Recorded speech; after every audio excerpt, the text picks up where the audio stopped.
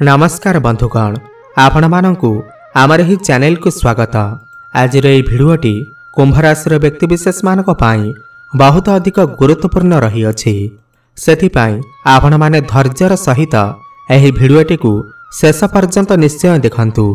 आपण मानकर व्यस्त बहुल समय मध्यरु आपण निज पाई 10 मिनिट समय दियंतु एवं निजर भविष्यत विषय जानतु।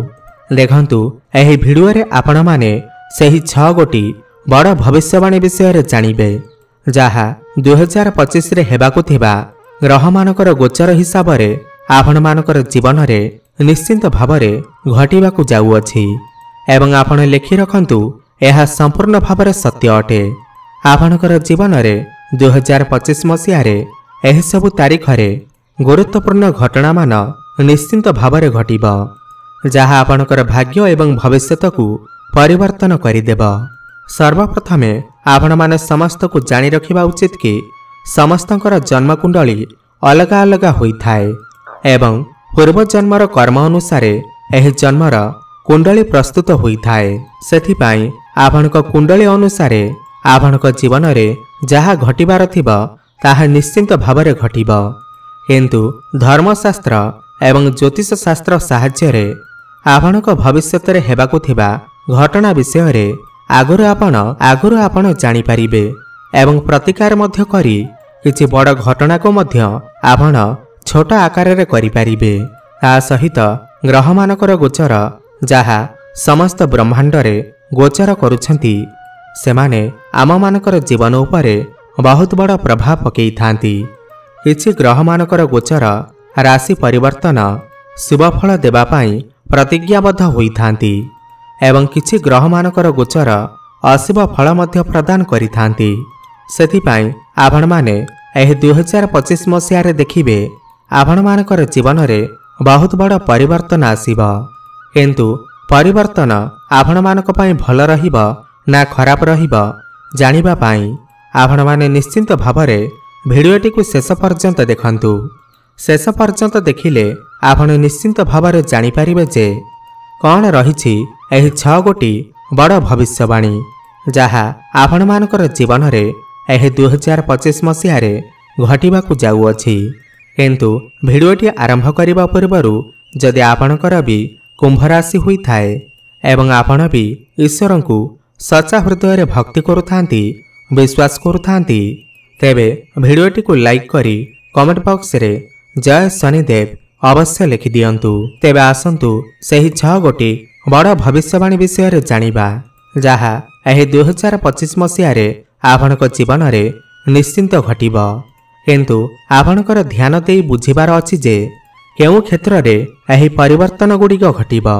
आपणकर शिक्षा क्षेत्र रे ना क्यारियर रे ना प्रेम संपर्क रे ना वैवाहिक जीवन रे ना आपणकर स्वास्थ्य रे। सेथिपाई आपण माने भिडियोटी को ध्यानर सहित देखंतु एवं बुझिबा को चेष्टा करंतु। आमर एही ज्योतिष कार्यक्रम आपणकर जन्म राशि चंद्र राशि उपर आधारित। देखंतु आपणकर कुंडली रे प्रथम भाव रे शनि एवं शुक्र विराजमान होइछंती, द्वितीय गृह रे राहुदेव, चतुर्थ गृह रे देवगुरु बृहस्पति, षष्ठ गृह रे मंगल, अष्टम रे केतु एवं एकादश भाव रे सूर्य विराजमान अछंती। तेणु सर्वप्रथमे प्रथम भविष्यवाणी विषय जानिबा। देखंतु आपणकर भाग्यर स्वामी हेउछंती शुक्र, जे आपणकर प्रथम गृह रे विराजमान अछंती, किंतु जनवरी मासरे आपणकर द्वितीय गृह को आसीबे, माने आपणक कुंडलीर उच्च रे रहिबे। तापरे फेब्रुआरी, मार्च, एप्रिल, मे एवं जून मासरे जून मास पर्यंत बहुत भल स्थिति रे रहिबे। आपणकर द्वितीय गृह रे, तृतीय गृह रे, चतुर्थ गृह रे एवं पंचम गृह रे शुक्रंकर स्थिति बहुत भल होई थाए। तेणु करी आपण देखिबे जून मास पूर्वरु आपण किछि सुंदर जिनिस किंबा मनपसंदर जिनिस किछि आपण क्रय करि पारंती, किंबा जदि आपण कोनोसी जिनिस पूर्वरु भाबिथिले एवं किनि पारु नथिले एही 2025 मसिया रे आपण निश्चिंत भावरे किनिबे। आपणकर गृह रे किछि ना किछि शुभ मांगलिक कार्य निश्चिंत भावरे हेबा। आपण लेखिकी रखंतु जे एह 2025 मसीहार जून मास मध्यरे आपण किछि ना किछि खुशी खबर निश्चिंत पाइबे। आपण किछि ना किछि शुभफल पाइबे एवं सफलता मध्य पाइबे, कारण आपणकर कुंभ राशि रे शुक्र बहुत भल स्थिति रे अछंती। देखंतु छोट छोट जिनिस तो आपण सबु बेले किणुछंती, किंतु एही वर्षर प्रथमार्धरे आपण किछि बड़ जिनिस किनि पारंती। एही 2025 मसीहार जानुआरी रु जून मास पर्यंत आपण मानक पाई बहुत ही खास समय रही अछि। एबे आसंतु जानिबा द्वितीय भविष्यवाणी विषय रे। देखंतु देवगुरु बृहस्पति आपणकर चतुर्थ भावरे मई मास 15 तारिख पर्यंत रहिबे। तापर आपणकर पंचम गृह को गोचर करिबे। गुरु आपणकर धन भावर एवं लाभ भावर स्वामी अटंती। तेणु करी गुरु आपणकर पंचम भाव को जीवा पूर्वरु आपणकर आर्थिक स्थिति को मजबूत बनेइकी ही जीवे। आपण मानंकु नवग्रहंकर गुरु हिसाब रे बहुत अधिक ज्ञान बुद्धि एवं बहुत अधिक दायित्व देई करे जीवे। देखंतु जेतेबेले कोनोसी ग्रह राशि परिवर्तन करे, माने गोटिए राशि रु आउ गोटिए राशि को गोचर करे, सही परिवर्तन समय रे सही ग्रहर आगमन समय रे एवं विदाय समय रे आपणकु बहुत अधिक शुभफल प्रदान करिथाए। तेणु करी गुरु आपणकर चतुर्थ गृहरु जीवा समय रे आपणकु ज्ञान मान सम्मान नूतन सुजोग आगको बढ़िबा पाई जहा सब आवश्यक सब किछि आपणको प्रदान करिवे, कारण देवगुरु आपणकर लाभ भावर एवं धन भावर स्वामी अटंती। एवं आपणकर कर्मक्षेत्रर गृह को दृष्टि थिबा हेतु आपणकु चाकरी रे प्रमोशन मध्य देई पारंती। आपण माने एही सब परिवर्तन मई मास 15 तारिख पूर्वरु देखिबे। जदि भी आपणकर चाकरी रे प्रमोशन न हेला, आपणकु अधिक सालारी मिली पारे किंबा आपणकु अधिक काम मिली पारे, नचेत आपणकर काम करिवार शैली रे मध्य वृद्धि होई पारे। यह संपूर्ण सत्य अटे कि आपणकु मे मास 15 तारिख पूर्वरु किछि ना किछि भल खबर निश्चिंत मिलिबा। एबे आसंतु जानिबा तृतीय भविष्यवाणी विषय रे। एवं यह आपणकर संतान एवं शिक्षा को नहीं आधारित होई अछि। देखंतु गुरु आपणकर पंचम भाव को पूरा गोटे वर्ष पई आसीबे, माने 2025 मई मास 15 तारिख पर ठारू मई मास 2026 पर्यंत गुरु आपणकर पंचम रे रहिबे। एहार अर्थ हैला कुंभ राशि लोक मानकर संतान प्राप्ति करिबा पाई बहुत ही भल समय आसुअछि। जो माने भी संतान पाई चेष्टा करुथिले सेमानंकु मई मास 15 तारिख परे संतान सुख प्राप्ति होई पारे। गोटिए कथा ध्यान रखंतु जे आपण जदि संतान प्राप्ति हेबारे किछि भी समस्या देखुछंती, आपण डाक्तरंक सहित परामर्श करंतु, कारण आपणक पाई संतान जोग बहुत भल रही अछि। केवल आपणकर कर्म साथ देले आपण निश्चिंत भावरे संतान सुख भोग करिवे। जो नव विवाहित दंपति संतान पाई प्लानिंग करुछंती, सेमानक पाई एह 2025 मसीहार मई मास परर समय बहुत भल अछि। ता सहित गुरु आपणकर पंचम भावरे बसी आपणकर नवम भाव को देखिबे। सेतिपाई आपण जदि विद्यार्थी अछंती एवं उच्च शिक्षा करिबा पाई चाहुछंती, आपण मानक पाई बहुत ही भल समय रही अछि। आपणकु मई मास 15 तारिख परे शिक्षा क्षेत्र रे उच्च सफलता मिलिबा। सबुठार बड़ कथा हैला जो माता पितांकर संतानकर पाठपढ़ा को नहीं चिंतित थिले, सेमानकर चिंता मई मास 15 तारिख पर कमिजिबा, कारण आपणकर संतान एह वर्ष शिक्षा क्षेत्र रे बहुत भल सफलता पाइबे। ता सहित आपणकर पंचम भावरे देवगुरु बृहस्पति बसी आपणकर नवम एकादश एवं प्रथम भाव को दृष्टि देवे, जहा फल आपणक मनरे दयार भावना आसीबा। आपण निजर भूल को बुझी पारिबे एवं सुधारिबा पाई मध्य आपण चेष्टा करिबे। निज भितरे आपण गोटे परिवर्तन आनिबा पाई चेष्टा करिबे, जहा एह 2025 मसीहारे आपण मानक पाई सबुठार बड़ भविष्यवाणी रही अछि। गुरु आपणकु आपणकर व्यवसाय बहुत अधिक सफलता देवे। आपणकर भाग्य को बदलई देवे। आपण लेखिकी रखंतु जे मई मास 15 तारिख पर आपणकर भाग्य बहुत बड़ परिवर्तन निश्चिंत भाव हेब। एबे आसंतु जानिबा चतुर्थ भविष्यवाणी विषय। देखंतु शनि आपणक राशि बाहर को चली जिबे, माने मीन राशि रे गोचर करिवे।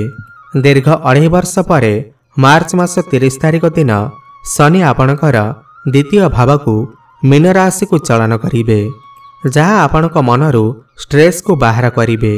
कारण चंद्रमा हेउछंती आमर मनर कारक ग्रह एवं शनि जेतेबेले चंद्रमा रे रहिबे सेतेबेले आपणक मनरे दुश्चिंता, टेंशन, डिप्रेशन, चिड़चिड़ा भाव, रागिबा एही भली समस्या बारंबार देखा देई थाए। सेतिपाई मार्च 30 तारिख पर शनि चंद्रमा को ठारू द्वितीय भाव रे चलन करिवे। एहा परे आपण टिके शांति अनुभव करिवे। आपण को मानसिक शांति प्राप्ति हेब। आपण आगुरु जेउ द्वंद्व भितर रहुथिले, कोनोसी सठिक निर्णय नहीं पारु नथिले एवं आपण कोनोसी जिनिस को ठीक भाव रे बुझी पारु नथिले, किंबा आपणक मनरे डरी जिबार भावना रहुथिला, किंबा आपण कोनोसी विषय रे बहुत अधिक भाबुथिले, ताहा एबे दूर होई जिबा। आपण गोटे अजब शांतिर अनुभव करिवे। एबे आसंतु जानिबा पंचम भविष्यवाणी विषय। देखंतु एही 2025 मसीह रे राहु एवं केतु मध्य राशि परिवर्तन करिवे। वर्षर प्रथमार्धरे राहु आपणकर द्वितीय गृह बाहरी आपणकर बकरी होई करी आपणकर प्रथम गृह को आसीबे एवं केतु आपणकर अष्टम भाव बाहरी आपणकर सप्तम भाव को आसीबे एवं दीर्घ 18 वर्ष पर राहु आपणकर प्रथम गृह को आसीबे। सेहीपरि केतु मध्य 18 वर्ष पर आपणकर सप्तम गृह को आसीबे। सेतिपाई आपण जदि पार्टनरशिप रे कोनोसी काम आरंभ करने को चाहूछंती, किंबा आपण वर्तमान पार्टनरशिप रे काम करूछंती, ताहले आपण टिके रही जांतु। तरबर होई कोनोसी निष्पत्ति नियंतु नाही। कारण केतु आपणकर पार्टनरशिप व्यापार वाणिज्य रे बहुत गुड़े विभ्रांत सृष्टि करि पारंती। सेथिप्रति आपण को ध्यान देबाकू पड़िबो। एथिपाई आपण प्रतिकार अवश्य करंतु। प्रतिकार आमे वीडियो शेष रे जानिबा। देखंतु केतु हेउछंती एक छाया ग्रह। सेथिपाई केतु जेतेबेले आपणकर सप्तम भाव को आसीबे, ता आपणकर वैवाहिक जीवन रे मन मनांतर, कली झगड़ा, मन मालिन्य भली परिस्थिति सृष्टि करि पारंती। एथिप्रति आपण टिके ध्यान देबे। ता सहित राहु आपणकर प्रथम गृह को आसीबा परे आपणकू चतुर, चालाक एवं स्मार्ट मध्य करिदेबे। आपण समस्त काम कार्य को बहुत ही चालाक चतुर भाव में करिपारिबे। जदि आपण प्रेम संपर्क रे अछंती, तेबे संदेह जमारू भी करंतु नाही। कारण देखंतु चंद्रमा सहित राहु जेतेबेले एकाठी होई जिबे, राहु आपणक मध्यरे बहुत प्रकार संदेह, द्वंद्व एवं भूल भाल चिंताधारा आनी पारंती। एथिपाई आपण टिके खोला चिंताधारा रखिबा पाई चेष्टा करंतु।